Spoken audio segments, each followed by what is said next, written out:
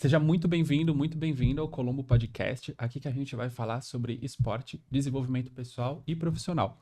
Então eu acredito que toda essa parte que engloba o que eu falei aqui tem a ver com nutrição, psicologia, treinamento. Posteriormente pode vir até um tema de finanças, por exemplo, porque são os pilares para você ter uma vida mais de equilíbrio. Então, para hoje eu trouxe uma convidada aqui que ela trabalha com nutrição. E a gente vai tentar entrar bastante no tema de saúde da mulher atleta, falar de ciclo menstrual, posteriormente de REDS, que a gente já vai entrar mais a fundo, explicando o que que é REDS de fato. E eu vou falar brevemente aqui qual que é o currículo dela para você que está assistindo, já tem uma breve introdução, e em seguida eu vou passar a voz para a Lorena. Então vamos lá. A Lorena aqui, ela é formada pela Universidade Municipal de São Caetano do Sul. Ela está cursando agora a certificação internacional em nutrição esportiva chancelada pelo ICSM, é isso? É, o Colégio Americano de Medicina do Esporte. Show, isso é muito legal. Ela é nutricionista atualmente do Clube Paineiras do Morumbi, que é o centro de apoio ao atleta competitivo. Então, lá dentro do Paineiras, ela acaba trabalhando com atletas de todas as modalidades. E ela também é nutricionista esportiva em consultório próprio, esse é o consultório próprio, em São Caetano do Sul. E a cereja do bolo aqui, que não foi isso só que eu convidei ela, mas é um dos fatores que fez eu querer convidar ela, é que ela é ex-atleta profissional de natação. Então eu acredito que os atletas sempre têm um grande propósito quando entram para trabalhar com atletas, né? A gente acaba tendo esse propósito. Ela, como atleta, foi campeã brasileira e sul-americana de categoria. Nadava a prova de 100, 200 peito, 400 medley, essas provas, né? E agora, esse aqui é um breve currículo dela, eu passo a voz para você aí. É Eu isso. agradeço muito o convite. Falar de saúde da mulher é uma das coisas que eu mais gosto dentro do universo da nutrição e também da época que eu era atleta. Então, acho que a gente vai ter um bate-papo muito bacana aí em relação a esse assunto. Show. Para começar o nosso bate-papo, então, eu quero começar te perguntando algo. Por que que você escolheu ser nutricionista? Quando eu era atleta, eu sempre fui a atleta curiosa. Uhum. Então, quando eu ia passar com um nutricionista ou quando o meu treinador explicava alguma coisa, eu sempre queria saber o porquê das coisas que eu estava fazendo. Então, eu ia na nutricionista, eu era a paciente que enchia a nutri de pergunta, que chegava em casa, pegava o plano alimentar, lista de suplementação e ia pesquisar sobre as coisas que tinha ali. E nisso eu comecei a ir estudando sobre nutrição, a princípio aquilo que era prescrito para mim. E com o tempo, né, assim, acho que de forma até natural, eu comecei a ir estudando muito além daquilo que estava nas minhas prescrições. E eu fui vendo que eu gostava de estudar sobre o assunto. Uhum. Então, quando eu me formei no ensino médio, já meio que foi automático, assim, vou fazer nutrição porque eu já gosto muito de estudar sobre o assunto. E eu fui uma pessoa que começou a passar com Nutri bem tarde, assim, na época de atleta. Eu comecei com os meus 15, 16 anos. Sim. Então, eu não fiz aquele acompanhamento desde pequena. E aí acabou que eu sempre tive a pulga atrás da orelha. Se eu tivesse começado antes a comer bem, como que poderia ter sido? Porque eu fui aprender a comer bem, assim, tipo, com qualidade para os meus 15, 16 anos também. Uhum. E aí eu falei, eu vou entrar na nutrição e tentar pegar a galera o mais cedo que eu conseguir para ir já fazendo esse trabalho que eu não fiz, né, assim, desde as categorias de Sim. base. Nossa, isso é muito interessante, porque quando você fala que você é curiosa, quando eu escolhi educação física foi porque eu também era curioso. Eu ficava pensando, meu, por que dos intervalos? Por que que essa série é essa metragem? Por que tantas vezes? E eu acho que o atleta que é curioso, ele acaba tendo um passo à frente dos outros, né? Você Totalmente. entender pelo menos o básico do porquê que aquilo está sendo feito dessa forma. Por que que você come desse jeito? Ou por que que tem que ser aquele horário? Inclusive, por exemplo, quando você prescreve alguma coisa ali num horário específico, o horário, qual que é a importância desse horário? Normalmente, eu sempre coloco um adendo embaixo de todas as refeições dos meus pacientes, tipo, explicando, entendendo aquela refeição. Então, por Uhum. que que eu coloquei aquela refeição daquele jeito, naquele momento? Porque não Sim, é todo paciente que vai chegar com esse intuito de ser curioso e de querer entender. Cabe a gente, sim, como profissional, instigar e tentar mostrar para ele que, a partir do momento que ele entende que aquilo é benéfico, ou o porquê que ele está fazendo, teoricamente é mais fácil de aplicar. Então, eu uhum, sempre explico o porquê. E aí, essa questão de horário, normalmente eu coloco porque o atleta às vezes fica muito tempo sem comer, então a gente coloca Sim. tal coisa precisa ser nesse horário porque tem tanto tempo até ele fazer efeito. Então, se você demorar muito para tomar ou tomar muito antes, não vai bater o efeito no horário que a Sim. gente quer que ele faça efeito. Então, isso é uma coisa que eu sempre coloco, entendendo aquela refeição. Uhum. Seja explicando um alimento, seja explicando a composição.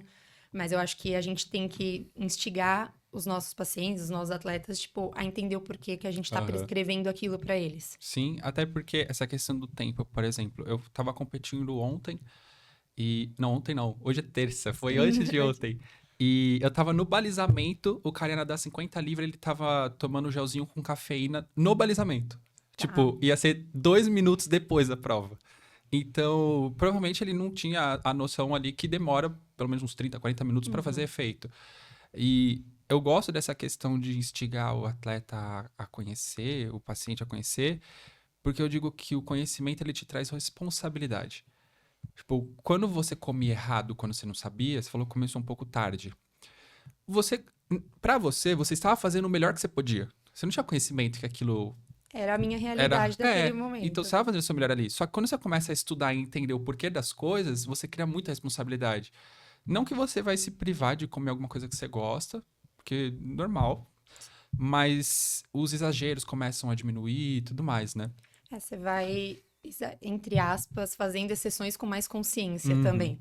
Sim, E instiga também um pouco de autoconhecimento, porque o atleta ele precisa conhecer as sensações do que cada coisa tá fazendo nele. sim. Tem atleta que toma gel com cafeína que não sente o efeito, Uhum. que não sente nada. Não tá certo. Você tem que sentir o que aquilo tá fazendo por Sim. você. E o atleta às vezes não tem essas percepções. Uhum. Sim, não se autoconhece ao ponto de ter essas percepções. Então, a gente também tem que ir mostrando e colocando as coisas de maneira a fazer ele ter Sim. esse autoconhecimento também do como cada coisa tá agindo e o que isso traz nele em termos de benefício ou malefício também de sensação. Perfeito.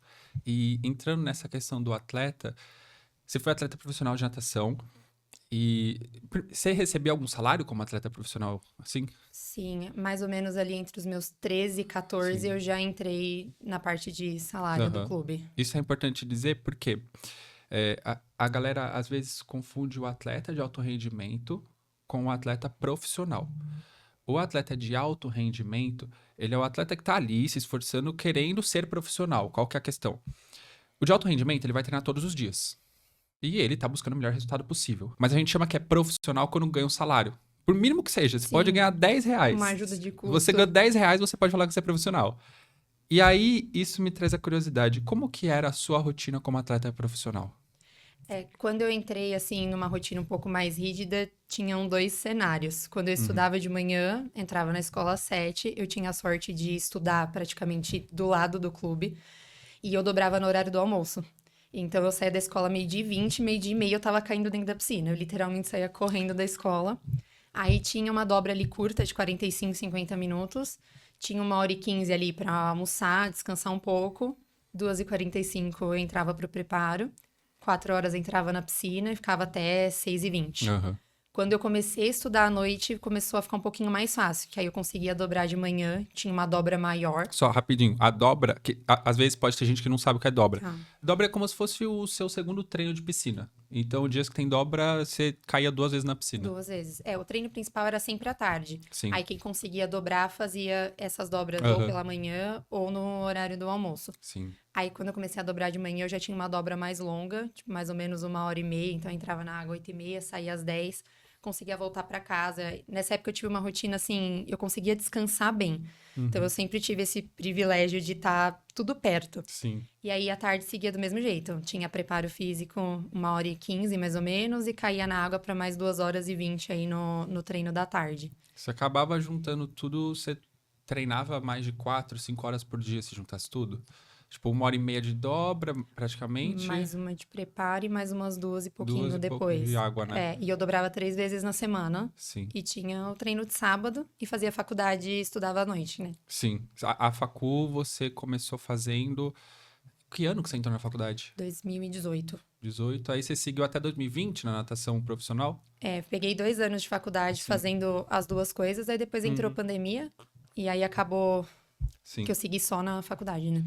E é interessante porque eu quis que você falasse do seu atleta, porque você treinava muito, você tinha uma rotina ali muito agitada, e acabou que você teve. Muitos atletas talvez tenham tido uma história muito parecida com a sua de começou a pandemia e foi uma aposentadoria forçada. Sim. Porque a grande maioria dos atletas não estava esperando que seria dessa forma, Ou né? que ia ser por Putz, tanto é, tempo. uma pandemia mundial fez você ter que se aposentar. E qual que é a questão? Você que se aposentou na pandemia ainda por cima, não dava pra você sair na rua pra comprar um pão. Então juntou que você treinava muito, você cortou tudo. Provavelmente você sentia a mesma fome, tipo no início assim, e você não tinha nada nem de atividade física. Então, a gente tem aquela diferença, tipo, tem o exercício físico pra galera que tá assistindo e a atividade física. O exercício é como se fosse algo planejado, que você planeja fazer uma musculação, uma corrida, seja o que for. E a atividade é coisas essenciais, tipo, vamos ali no mercado andando, vou varrer aqui e tudo mais. A pandemia acabou tirando um pouquinho disso. Eu acredito que nesse momento o seu corpo começou a mudar um pouco. Como foi pra você se olhar assim e ver seu corpo mudando? Como você se sentia? Eu acho que até o fato de estar na pandemia ajudou um pouco esse parar de nadar, porque eu não tinha contato com pessoas, Uhum, então era algo que eu estava vendo ali acontecer, mas eu estava com as pessoas da minha casa e, entre aspas, não estava dando tanta importância. sim. Até porque a gente que vive da rotina do esporte, cheguei num ponto que eu estava um pouco farta quando eu parei. Sim. Eu não parei de uma maneira assim tão tranquila. A pandemia foi só tive uma desculpa para Sim. conseguir parar, porque eu acho que se não tivesse entrado na pandemia, talvez eu tivesse segurado mais um pouco. Mas era algo que já estava muito difícil para mim. Então, quando eu Uhum. parei, eu realmente falei: eu não quero fazer nada, eu quero descansar um pouco. Então, eu saí de 9 treinos de piscina, 4 de preparo, para sedentária completa. Uhum. E eu moro em casa, né? Então eu tinha bastante material. A gente até fazia alguma coisa em casa, assim, pra Sim. falar que eu não fazia nada. Mas eu cheguei a pesar 86 quilos, que é literalmente 20 quilos a mais do que eu tenho hoje. Nossa, é muita coisa. E em casa a gente tava naquele momento ansioso, todo mundo com medo, tava todo mundo apreensivo, não sabia o que ia acontecer. Uhum. Gente, outras pessoas da família, que era um grupo de risco. Então tava todo mundo numa situação estressante. E nisso, algumas coisas que eram conforto era o quê? Comida, por exemplo. Então, lá em casa, a gente acho que testou todas as receitas de bolo possíveis que você pode imaginar na internet. Era um momento, assim, de conforto. Então, a gente tava todo mundo junto, ia pra cozinha, a gente cozinhava, Sim. fazia todas as refeições todo mundo junto, que era algo que não existia na época que eu era atleta. Eu vivia marmitando sozinha. Sim. Então, a comida foi uma coisa que foi assim, de um momento de qualidade com a minha família no momento da pandemia. Uhum. Então, confesso que eu não me preocupei tanto, deixei assim a coisa fluir, mas quando foi saindo da pandemia, as coisas foram voltando, isso me incomodou um pouco. Sim. Então, eu tinha vergonha. Foi quando as coisas começaram a se normalizar. Eu falei, tá, eu cheguei nesse ponto e agora eu preciso sair de casa e não tô me sentindo bem com isso. Uhum. E na época eu tinha acompanhamento psicológico, então foi muito bom, porque eu fui, né, melhorando a minha relação com a comida de novo, melhorando a minha relação com o meu próprio corpo, e era uma psicologia totalmente diferente do que eu fazia na época de natação, com outro foco. E isso Uhum. me ajudou muito nessa transição das coisas estarem voltando ao normal, a vida precisa voltar, eu preciso voltar a me movimentar, a comer bem de novo. E depois as coisas foram fluindo naturalmente, mas eu Show. acho que graças à psicologia eu lidei bem com essa transição, assim, Aham. de lidar com Legal. o meu corpo. E antes da gente puxar para agora a questão da transição de carreira e tudo mais, a gente está na parte de nutrição esportiva em si. Eu vou tentar linkar a parte do ciclo menstrual, da sua eu atleta, tudo junto aqui. A gente sabe que a mulher tem diversos períodos ali durante o ciclo menstrual. Tem o pré-menstrual, o durante, o pós. E cada um desses períodos pode facilitar ou não o treinamento, pode precisar ou não mudar alguma parte alimentar. Então, vamos introduzir um pouquinho o que é o ciclo menstrual ali, as fases dele. Pode estar interferindo em treinamento, talvez, e falar um pouquinho de nutrição disso. Bom, então aqui a gente colocou na TV a questão das fases de cada período do ciclo menstrual. E o que é em si o ciclo menstrual? É uma bomba de hormônios que vão acontecendo e o hormônio está relacionado com a sua performance, como você se sente. Então, da parte nutrição em si, essa primeira fase, que a gente chama de fase folicular aqui, que acontece ali mais ou menos entre o quinto e o 11º dia. Nessa fase em si, falando primeiro antes de entrar na parte técnica, você sente essa fase mais fraca ou mais forte, indiferente? Como você se sente nessa fase? Você consegue dizer isso? Consigo, tipo, tanto que hoje, como corredor armador, eu posso calhar o meu calendário de provas com o final da minha fase folicular. Sim, Então, a gente fala que essa fase é conhecida como, tipo, a fase energizante. Então, é uma sim, fase onde a gente sente mais energia, é onde a gente realmente está com maior disposição. E, fisiologicamente falando, seria a fase onde a gente estaria na nossa melhor forma, em termos hormonais, para estar desempenhando. sim. Então, isso que é também a importância de se autoconhecer. Eu consigo saber exatamente em que fase do ciclo menstrual que eu tô. Eu tenho essa percepção e isso faz muita diferença. Aham. Porque tem muita menina que não sabe, que não tem essa percepção, não sabe o que tá acontecendo e não tem esse feeling, assim, que a gente Sim. fala, de ter essas sensações. É por isso que eu acredito que ser atleta, seja amadora, profissional, o que for, é interessante porque você começa a querer performar, então você começa a entender o que pode te ajudar ou não. E o atleta começa a criar uma consciência corporal um pouco maior. Eu sei que aqui a gente tem, nas fases, na teoria fala que a fase, aqui nessa fase é ótima e forte, né? Que seria a fase folicular. Mas isso, será que pode ser diferente para diferentes mulheres? Por exemplo, pode ser que tenha meninas que na fase folicular se sente ruim, mas na fase lútea se sente bem. Será? O que você pensa sobre isso?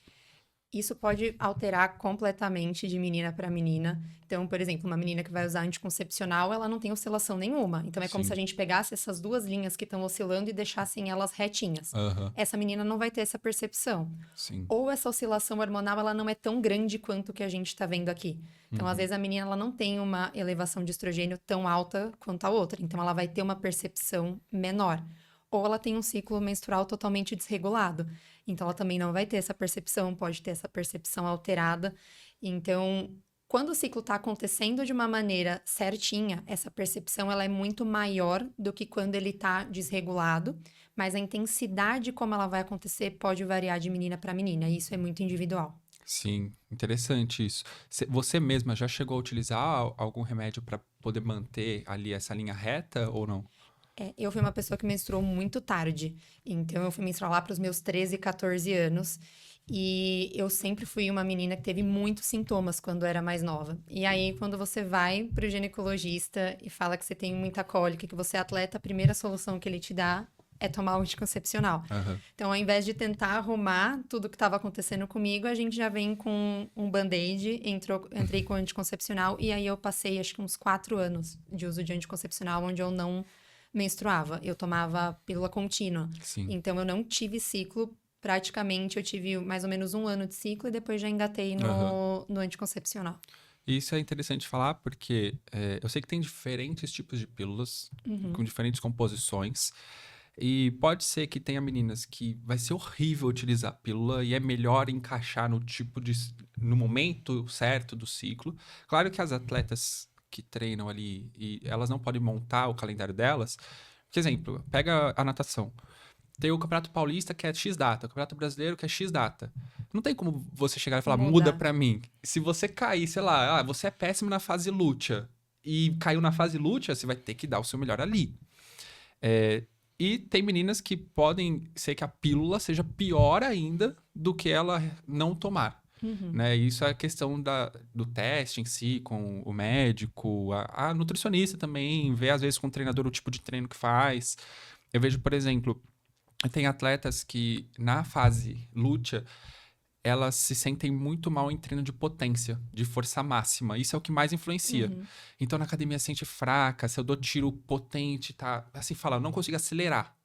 Mas se eu passo um aeróbico, dá pra fazer. Funciona Tipo, bem. consegue fazer. Então, às vezes, nessa fase dá pra mexer.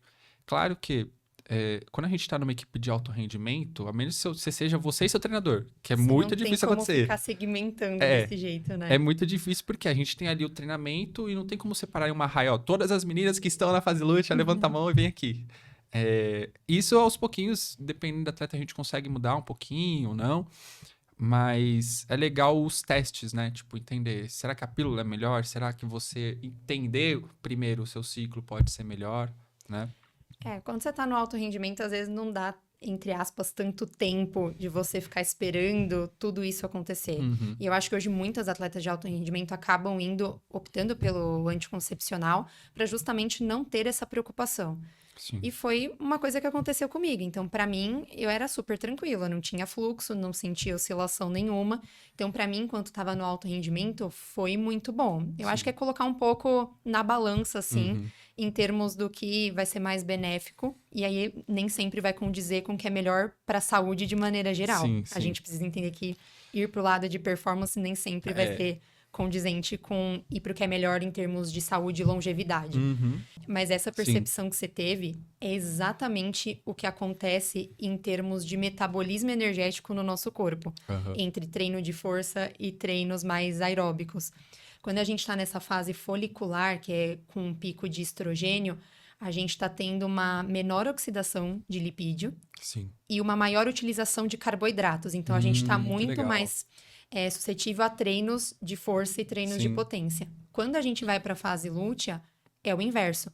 Nossa oxidação de lipídio está maior e nossa utilização de carboidrato está menor. Ai, Então, é que uma legal. fase onde a gente está realmente suscetível para treinar melhor treinos de resistência, treinos de Uhum. baixa intensidade e de longa duração.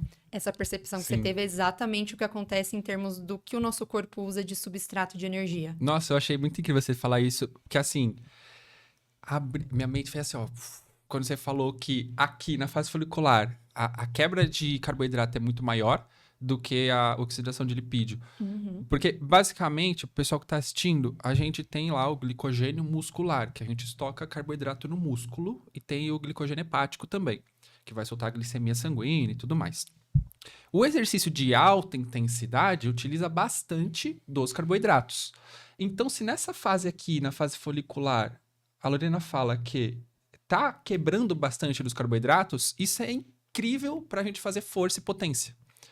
Agora, quando chega na fase lútea e tem uma dificuldade de quebrar os carboidratos, por isso que se a gente bota um aeróbico que utiliza mais as gorduras, os lipídios, é muito melhor, né? Caraca, que Sim. legal isso. Isso é muito legal. Por isso que eu falei, hoje eu tenho essa liberdade de escolher as minhas provas. Sim. Na natação, isso é uma coisa que não acontece. Uhum. Por isso que você se conhecer também é importante para você saber em que fase que você vai estar no período competitivo. A menina que tem um ciclo menstrual desregulado, ela não sabe se ela vai estar menstruada na competição ou não. Uhum. Quando a pessoa tem o ciclo reguladinho, ela sabe em que fase que ela vai estar e com isso ela tem tempo de manejar e tentar pensar a melhor estratégia mediante a fase menstrual que ela Sim. tá.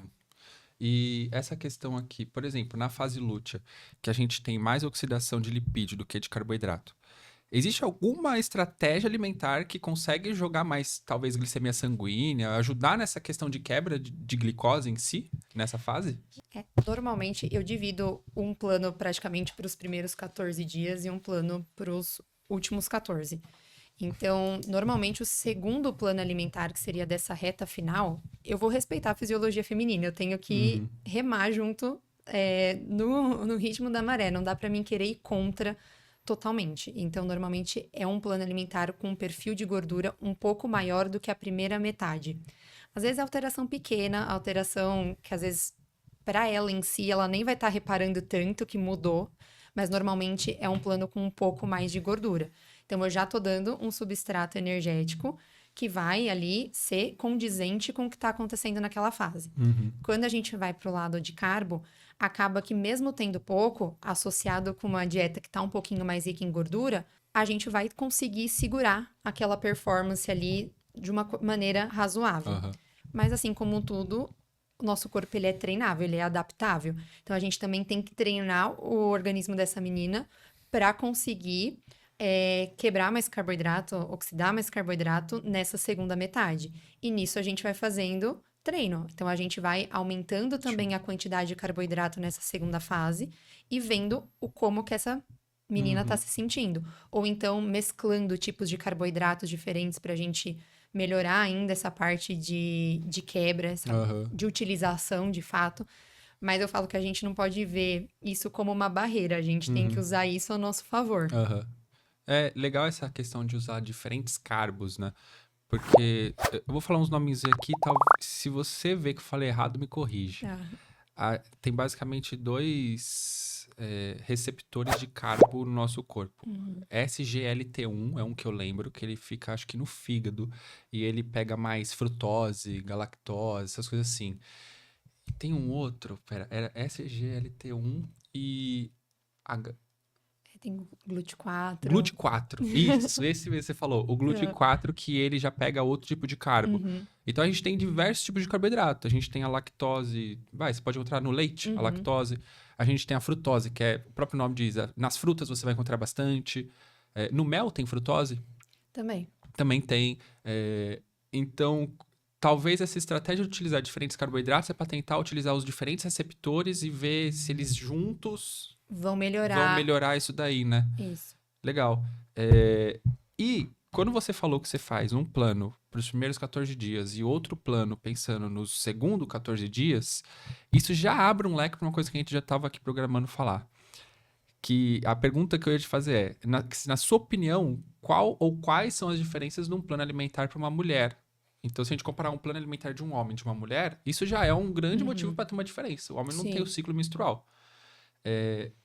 Então, você diria que a maior diferença para o segundo 14 dias, que na teoria estaria na fase lútea, é a mudança entre carboidrato e gordura. O que é exatamente? Só fala mais um pouquinho dessa parte, por favor. O que eu, Lorena, mexo mais é nesse sentido. Não significa que eu vou fazer isso para todas as atletas. Sim. A gente também tem que pensar em que ponto de partida que aquela atleta tá. Às vezes tem tantas outras coisas pra gente mexer antes de mexer nisso.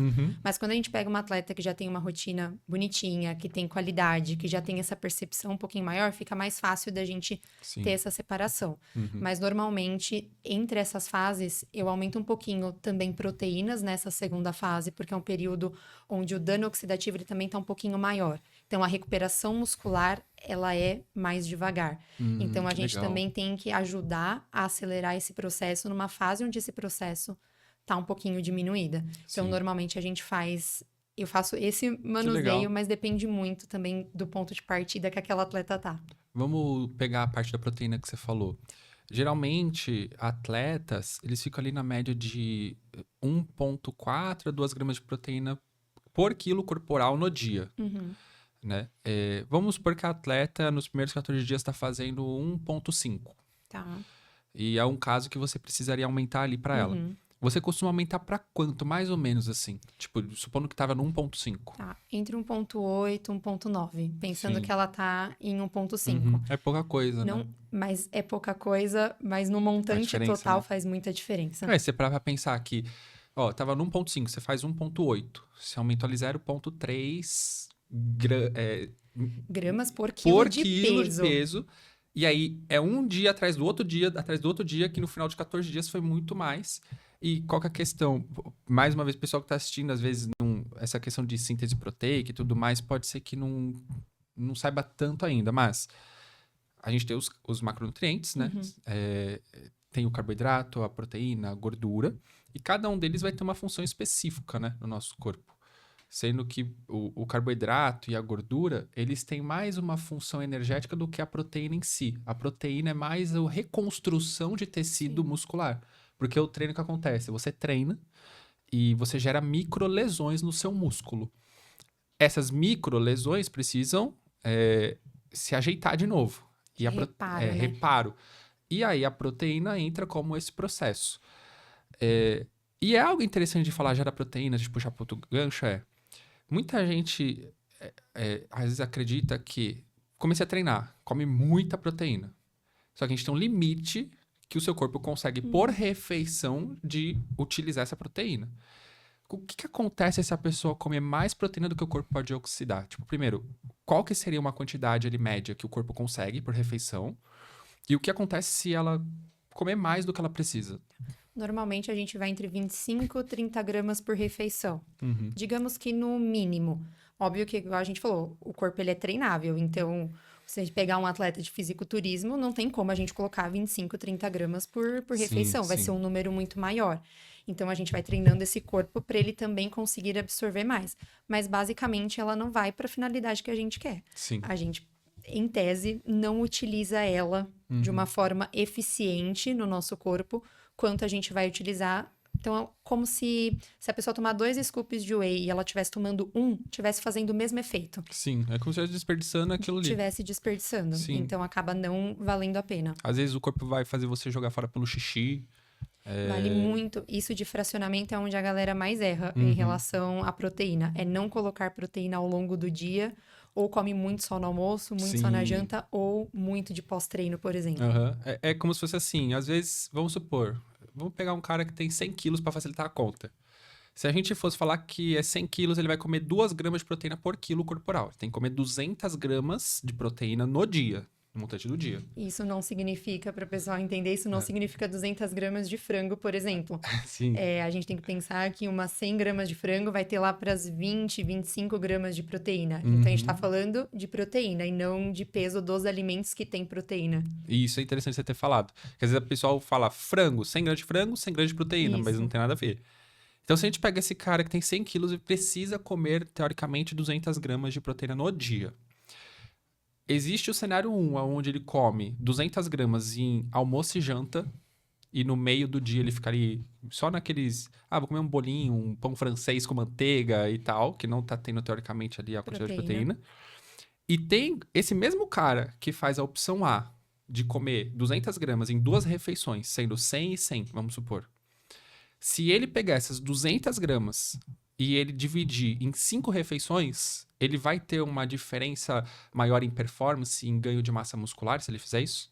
Sim, ele vai conseguir utilizar muito melhor, então, teoricamente, o efeito vai ser muito maior. Óbvio que aí, né, essa escala de quão mais benéfico eu não vou saber te mensurar, mas o corpo vai conseguir utilizar com muito mais eficiência, e com isso vai ter mais resultado. Uma das coisas que é um dos fatores que fazem sentido para que isso ajude é que a gente tem a síntese proteica. Então, a síntese proteica é uma das coisas que faz a gente ganhar massa muscular. Sim. E ela pode ser estimulada por diversos fatores, como o treinamento ou a alimentação que a gente está falando. Então, quando a gente come a proteína, o corpo recebe um sinal, tá entrando proteína. Então, aumenta a síntese proteica. O simples fato de comer 5 frações, né, da proteína, ao invés de só 2 no dia, vai aumentar 5 vezes a síntese proteica. Então, antes, imagina, você estava tendo 2 sínteses proteicas no dia. E agora você está tendo 5. Então, é muito mais fácil, né, do seu corpo utilizar. Você vai tornar ele muito mais eficiente para aquela função da síntese proteica acontecer. Legal. E aí, agora voltando, puxando para as mulheres atletas de novo, para a gente não fugir disso.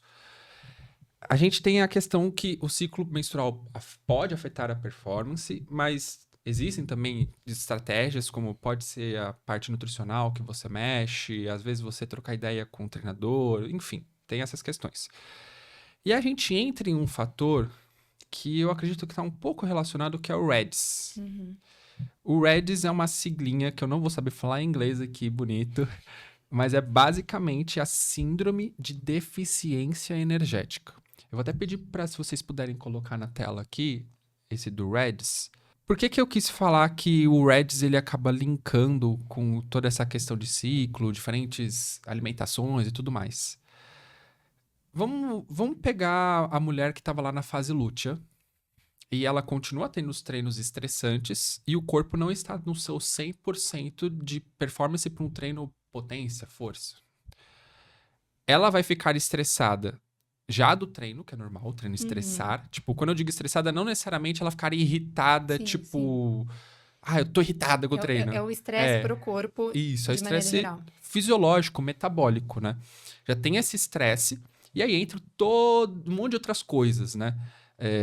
Que a gente vai colocando. Como, por exemplo, a redução dos estoques de energia. Pode ser, às vezes, que afeta o sono. Enfim, às vezes nessa fase.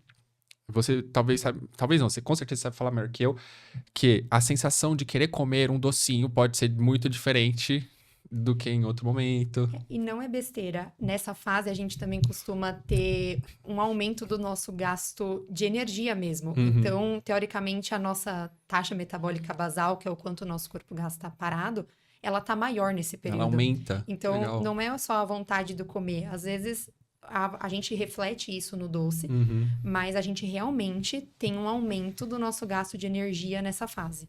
Sim. Então, é justificado a gente realmente ter um pouco mais de fome no período pré-menstrual. Será que agora uma questão interessante? Essa questão de aumentar a taxa metabólica e a mulher sentir mais fome, será que ela busca o doce? Por quê? O doce, ele vai jogar a glicose ali, a glicemia sanguínea rápida ali.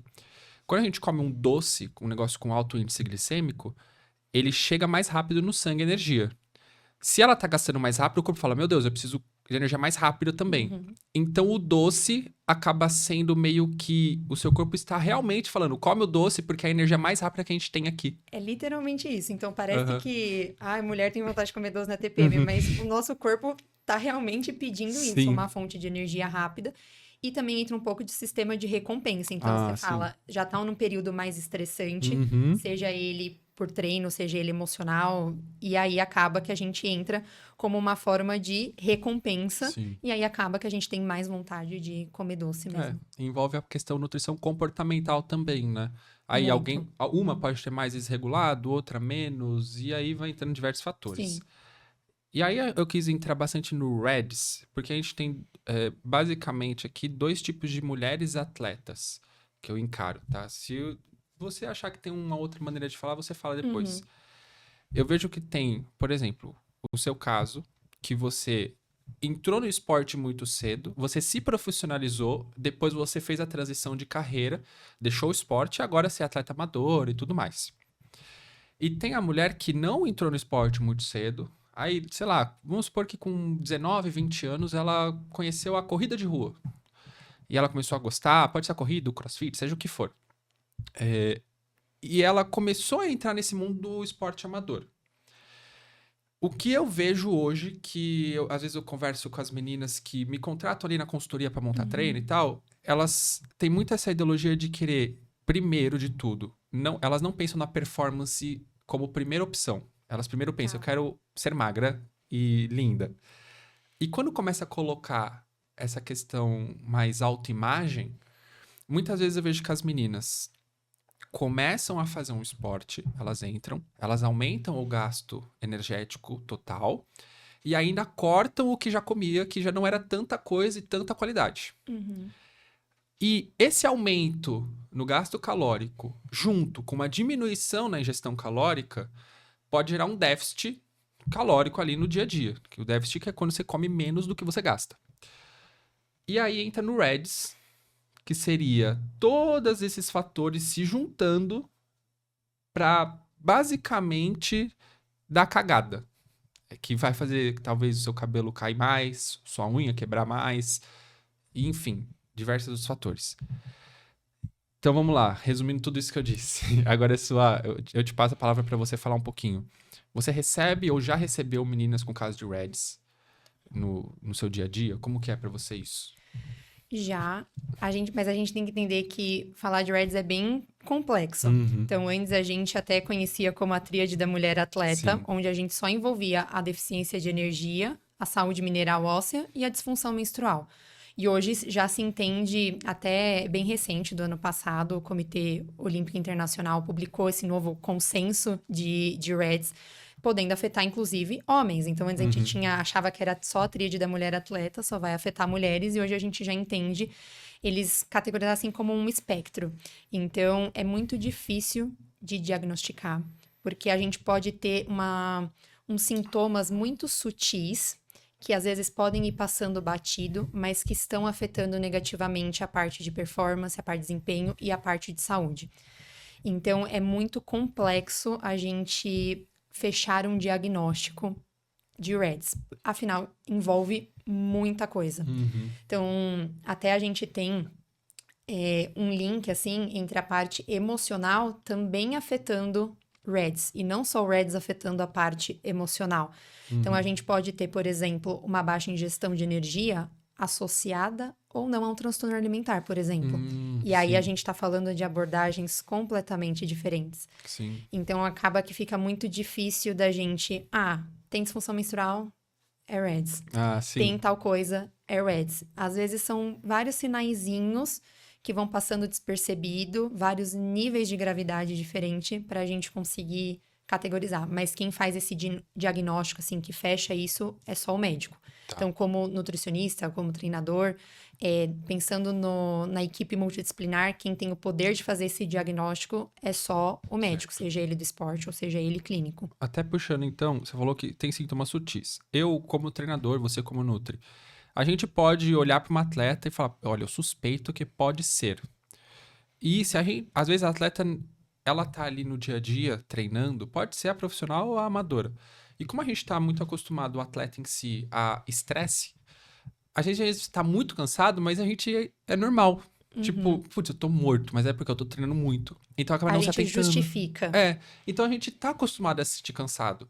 E pode ser que às vezes isso já tá se prolongando há um tempo, tá 2, 3, 4 semanas. E aí já tá começando a ter um olhar assim que pode ser um início, talvez, né? Que quanto antes você ver que está entrando em um quadro desse, melhor é para você sair dele. Como agora para os profissionais que estão vendo, Nutri, educador físico, médico em si, qual que seria os sintomas sutis que você, como Nutri, já diria assim, ó, é uma red flag, assim?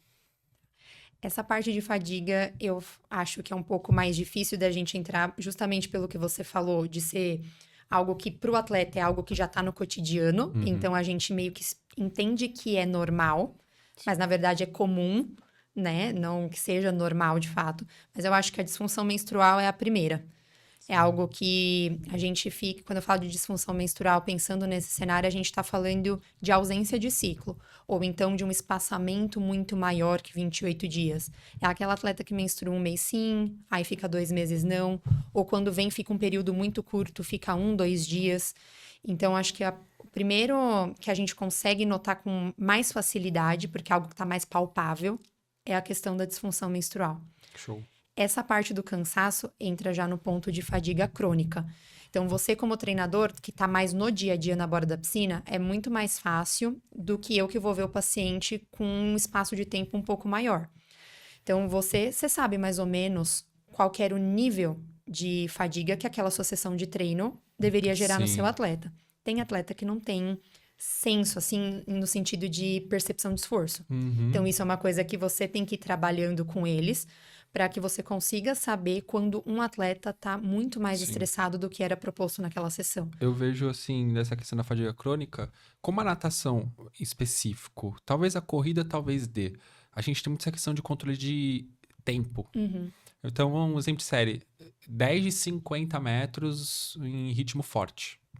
Eu sei que a atleta segurava ali uma média de 30, por exemplo. Se eu começo a ver que tá a segunda, terceira semana ali, 33, 34, e tipo, ela tá fazendo Sim, força sim. mesmo e não sai, isso pode ser um dos primeiros indícios de fadiga crônica, talvez. Sim, é que aí o ponto de fadiga crônica também entra um monte de outras variáveis. Ela pode, desculpa, ela pode estar comendo mal, ela Uhum. pode estar dormindo mal, Sim, ela pode estar com outros fatores estressantes que não têm a ver com o treino. sim. Então fica difícil a gente falar também que essa fadiga crônica ela tá vindo por uma deficiência de energia. Isso é o mais treta, né, de você ver a É fadiga muito crônica. doido, porque Uhum. tem muita coisa que pode estar gerando essa fadiga. Uhum. Então fica por isso que eu te falei, é um ponto que fica difícil de mensurar, mas que você acompanhando a pessoa no dia a dia, você consegue ter um feeling melhor sobre o que está acontecendo com aquela atleta. Tá aí a questão de ter uma abertura com o seu treinador. Porque assim, vamos supor, se eu tenho a intimidade com a minha atleta, de ela, vamos supor, ela namora. E ela chega pra mim e tá treinando mal, tá? E fala, putz, tô treinando mal, mas terminei com meu namorado. E isso eu sei que influencia o jeito Uhum. que você vai fazer a força.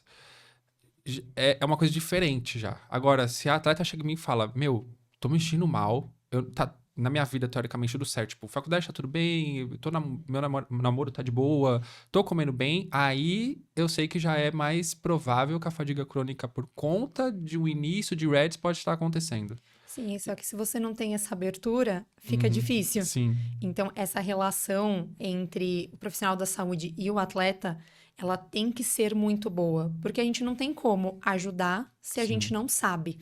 Então, a gente Uhum. não pode estar só ali com aquele olhar de fora, a gente tem que estar ali no dia a dia, dentro, entendendo tudo que está Sim. acontecendo. E às vezes não.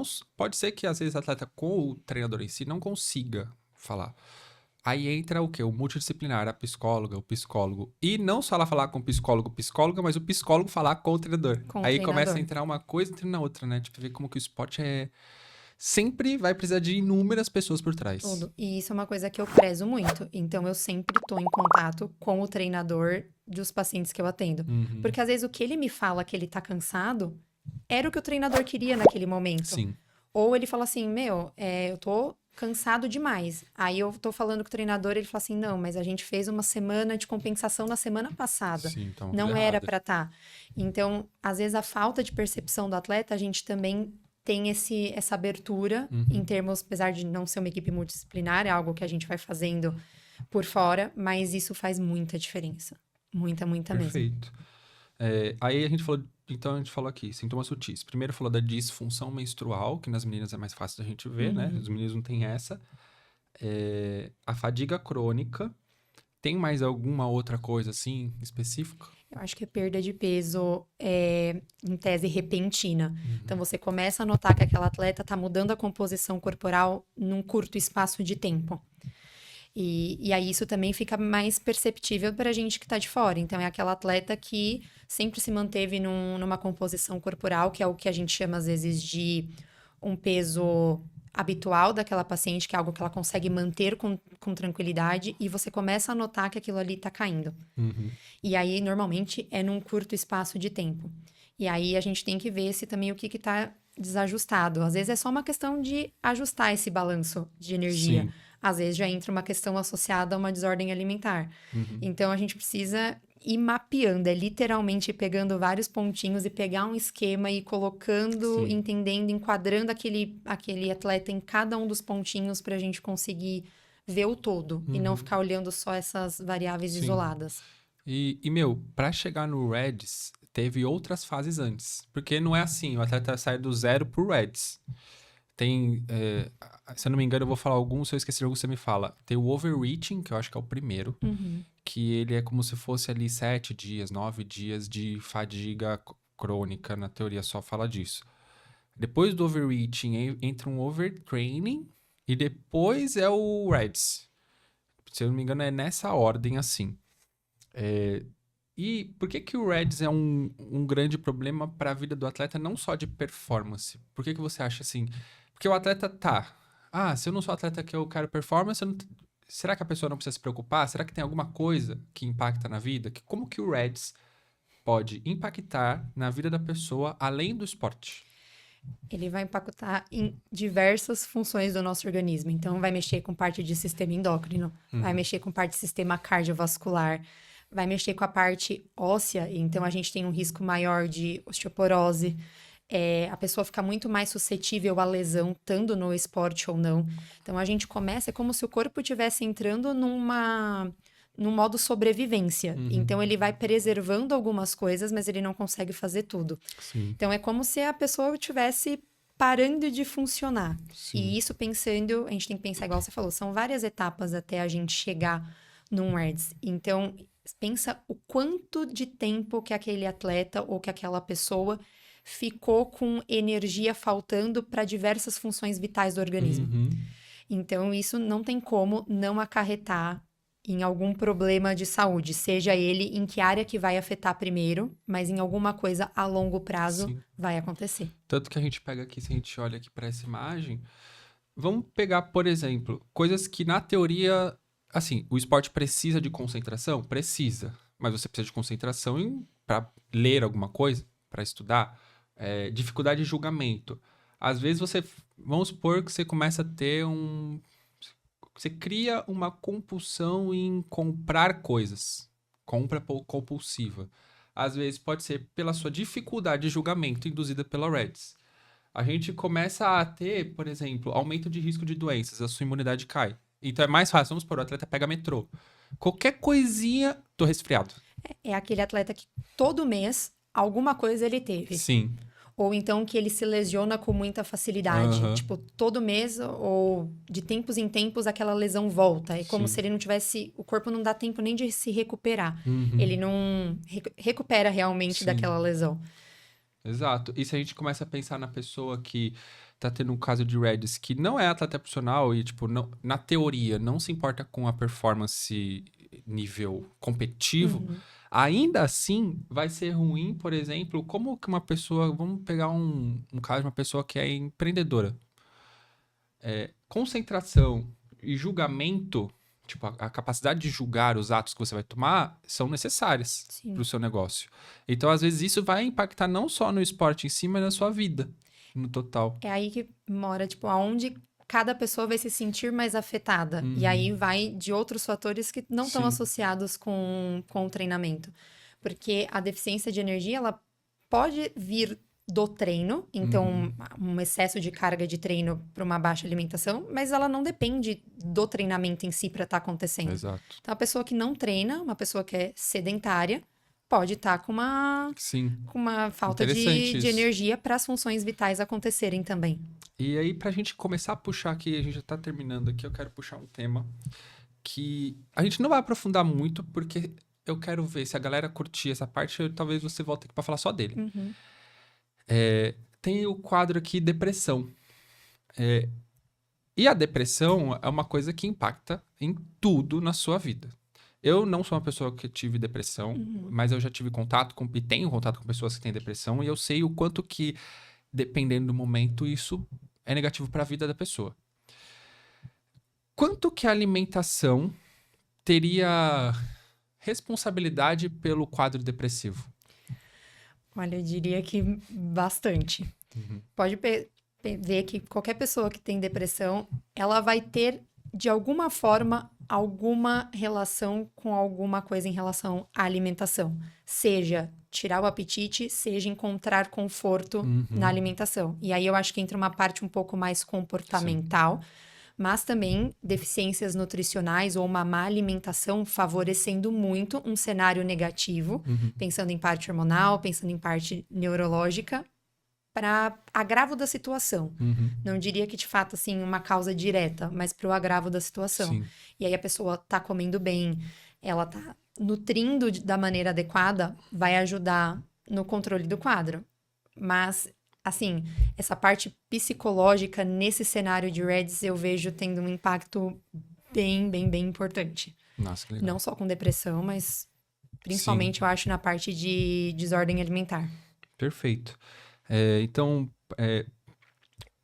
para ir pro finalzinho aqui, tem alguma coisa específica que você olha aqui? Tinha, se eu não me engano, tinha aquela imagem que você queria também falar do diagnóstico, diretrizes e tudo mais. Se vocês puderem, pessoal, coloca a imagem da diretrizes de diagnóstico. Isso, essa mesmo. É uma coisa olhando assim que te lembra, que faltou falar, pode ficar à vontade. Esse documento ele é muito bacana. Ele foi uma ferramenta que eles colocaram para conseguir fazer toda aquela triagem que a gente falou que é super difícil de fazer. Eles sintetizaram ela em 3 etapas, basicamente. Então, a primeira é fazer essa triagem, então, mapear mediante a coisas que a gente está vendo, que a gente está conversando, é fazer realmente esse mapeamento de cada setorzinho.